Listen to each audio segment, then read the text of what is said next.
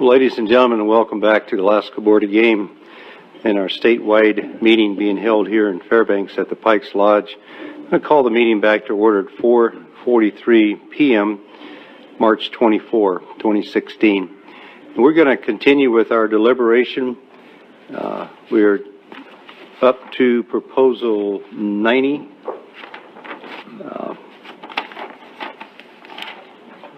Mr. Turner. Mr. Chairman, I move to adopt Proposal 90 to eliminate domestic sheep, Ovis aries, and goats, Capra hircus, from the clean list and require a permit for possession with stipulations if located within 15 miles of all sheep habitat. Second. Okay, it's been moved and seconded. We have Proposal 90 before us. Do we have department comments? Bren. Thank you, Mr. Chair. Bryn Parr for the record. Proposal 90 seeks to remove domestic sheep and goats from the clean list and require a permit for their possession. The department recommends that the board take no action, and this was a public proposal. The proposal was brought forward with the intention to protect wild sheep from diseases, not to limit the ownership of domestic animals. However, the Board of Game's authority is limited to game and feral animals. Again, Proposal 90 seeks to remove domestic sheep and goats from the clean list and require a permit for their possession. The department recommends that you take no action, and this is a public proposal. Okay, thank you. Before we get started on this one, because this has a lot of interest, we've actually received a petition with 1,500 names on it in opposition to this proposal. We've also received probably 240 plus comments in opposition to this proposal in our public comments. You know, many pages of testimony by individuals and groups. During our ethics disclosure, Member Probasco indicated that he had worked with some of these individuals. I know he has an extensive background in the ag business, living in Palmer and so forth. Remember, Probasco, could I get you to just kind of recap some of those issues so we have that clear for the record before we move forward? Yeah, I have no problem with that at all. My association, I've been associated with Farm Bureau all my life. It was a big organization in Minnesota. I've never played an active role in it.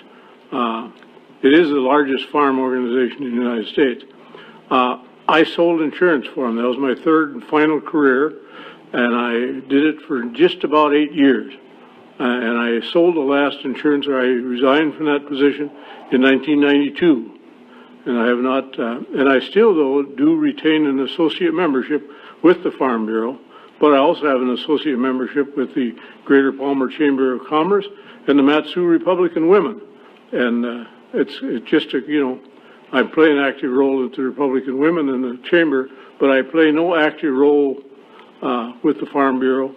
No, I've never been a member that was, you can't be an active member unless you have some farmland.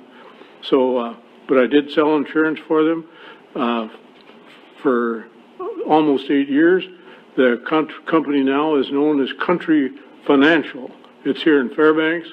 I was the first and only agent in Alaska. The whole state was my oyster, and I sold insurance from Fairbanks to Ketchikan. And I didn't say I made a bunch of money in Ketchikan, but I did it. And I call it one of my retirement programs because I do get, it did complement my Social Security. But I don't feel I'd have any conflict of interest on it, but I think it's good that it's out there, and that's for the chairman to judge whether he thinks I can play an active role or not. Okay, thank you, Pete. And the chair finds that you can participate fully in this discussion without conflict. I don't see any problem with the issues in, you know, your past experience.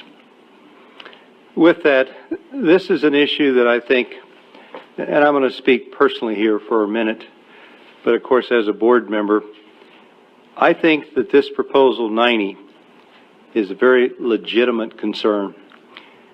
You know, I've in my career working with the Department of Fish and Game for many years, and because I have a brother that's a veterinarian and so forth, you know, I have been privy to a lot of the information outside, primarily with bighorn sheep and disease and transmission of disease and so forth, in areas where they had to depopulate herds of bighorn sheep because of disease.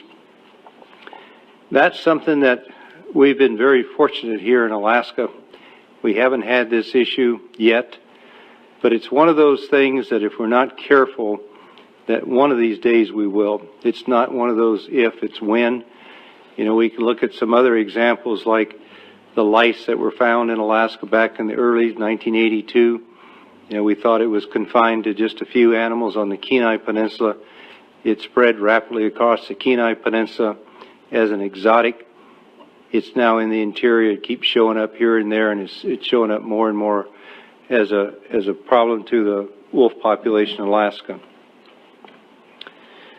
What I'm concerned with this issue, although I think it's very legitimate, I've read all the public testimony, and I've certainly listened to all the public testimony here, and I think there's a willingness by both groups, both the Alaska Wild Sheep Group and all the folks involved in the ag business that raise sheep and domestic sheep and goats in our state. I think there's a willingness for these people to get together and try to work out a system.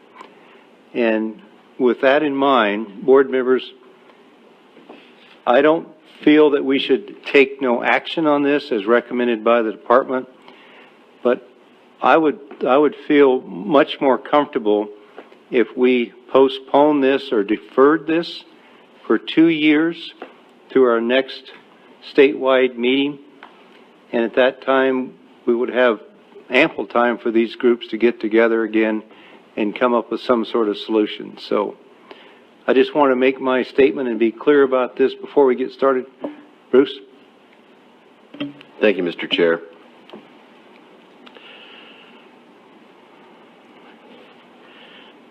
The department has long been concerned about the health of wild sheep based on the experiences in the lower 48. We realize that it's a much different situation here. The urgency has not been there, but we have begun screening. We do screening. We've conducted that over several different areas. We've participated in research with the Western Association of Fish and Wildlife Agencies. We've, with Dr. Beckman, and who's in the audience here, our veterinarian, as well as others, have participated in that process. We've become highly educated in it, but it hasn't gotten to the point where there was any kind of plans for implementation of a sort of a plan. We are concerned. We will continue to work in those fashions, and we fully intend to be part of this process, even if the solutions or any solutions are beyond the board's authority or the department's authority. We plan to be engaged with these groups and make sure that, ensure that the health of the sheep, as well as, make sure it benefits all Alaskans. Any other comments? Pete? Yeah, I think it's real good that this issue came out because it is a very real problem. The things that they find in the wild animals, that they may not have much immunity or no immunity for some of the things that may come with imported animals. And this, I think, should wake up a number of entities within the state. One is in controlling the importation of animals. But we need to be more careful what we bring in. We just talk about these sugar gliders. There shouldn't be anything like that here without somebody giving approval, because we don't know what they're going to bring in. But the hazard that comes with domestic livestock is much greater for such as our sheep and goat population, wild sheep. I think this chairman's suggestion is excellent. I see nothing wrong if the department were to make some further recommendations to other entities that they should have some involvement in coming up with a plan as to how they can address this so we don't have a problem. I think it can be addressed, but there's a lot of people really excited. Our local legislator, state legislator, Shelley Hughes, she got calls on it and she referred some of the people to me. And but anyway, I think it's good that it came out, and it's good that we address the issue, and that I hope that a number of entities address it in the, so at the end of 2 years, it's something pretty well straightened out. Nate? Yeah, thank you, Mr. Chair. As a reminder, some comments I made earlier in the meeting, our sheep working group did discuss this and had some presentations on the topic, and without the actual polling of the members, my impression was that it was a strong majority of the group that was expressed concern about this topic.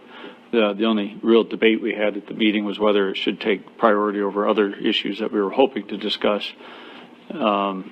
And I think a couple public testifiers that were also part of that process affirmed that as well, that it was something that was of concern to the group. One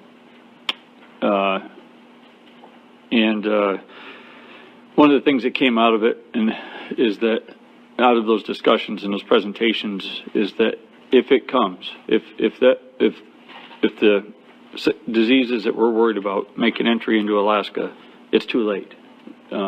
We have pretty contiguous sheep populations within ranges, and it doesn't take much to move from one to the next, and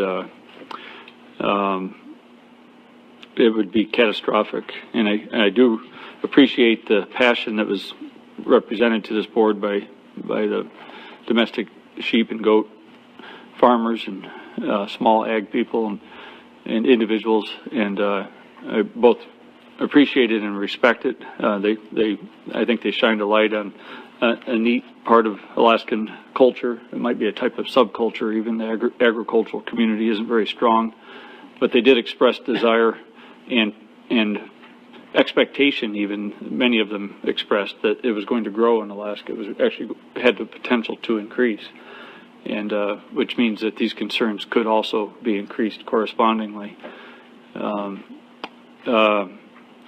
I think what the other board members have already noted is very much in line with my own thoughts on it. And I guess I would put another frame of reference out there for those that feel that they've been unduly characterized as that their use of these domesticated animals is somehow improper or threatening. If we did have the introduction of these diseases to Dall sheep in Alaska, I would imagine that the response to it by those who love wild sheep would be drastic and swift, probably. Be far more than what we're hearing now. It would be a very tense situation at that time, I think. But regardless, I would encourage everyone to work together, and I am encouraged to hear that the department's willing to help facilitate those discussions in whatever manner they may, and encourage those discussions. And that's all I have to say. Any other comments? One of the other issues that I'm interested in is the board's involvement in this process as it goes forward, and hopefully it will go forward. And I'm not sure whether the board needs to be involved in this. I think this should be between the agricultural community and perhaps the Alaska Wild Sheep Foundation, and I'm sure the Department of Fish and Game would be in there at some level. I don't see where the board needs to develop a committee and be involved in the process unless board members feel strongly that we should. And that's my question to board members. At what level do you think we should participate in this? Any comments on that? Pete. Yeah, I don't see where the board could play the kind of role that's needed to get this thing moving as a cooperative group. But I would hope that maybe within the department there's somebody that can play the leadership role so that there can be individuals prodded so that they do get together and they do discuss this in a very productive way. Because otherwise it just shouldn't lay there and we wait till somebody does something and when we don't know they're going to do it. Okay, I agree. And at the least, I hope that we're invited as board members to listen during the process, but I don't see that we should take an active role in this. This is not something that we normally do. So, Teresa, do you have a comment?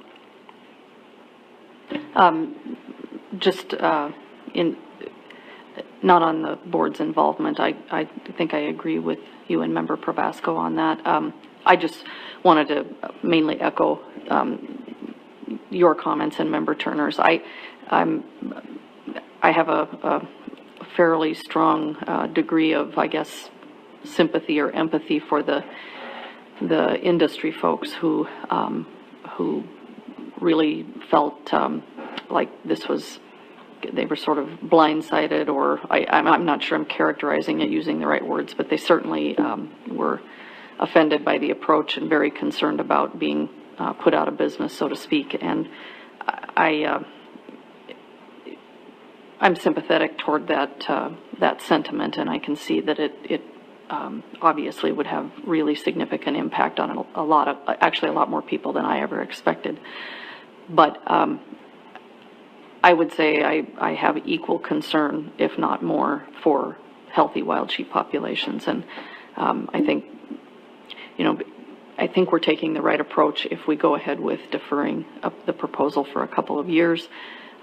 We are taking some risk by doing that, and I'm concerned about that as well. So I have mixed feelings and fairly strong feelings on both sides of this issue.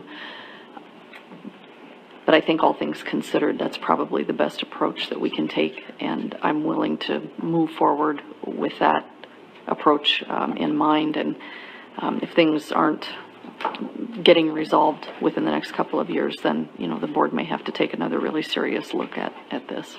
So. Okay, thank you. Any other comments? Nate, you ready to offer an amendment to Proposal 90?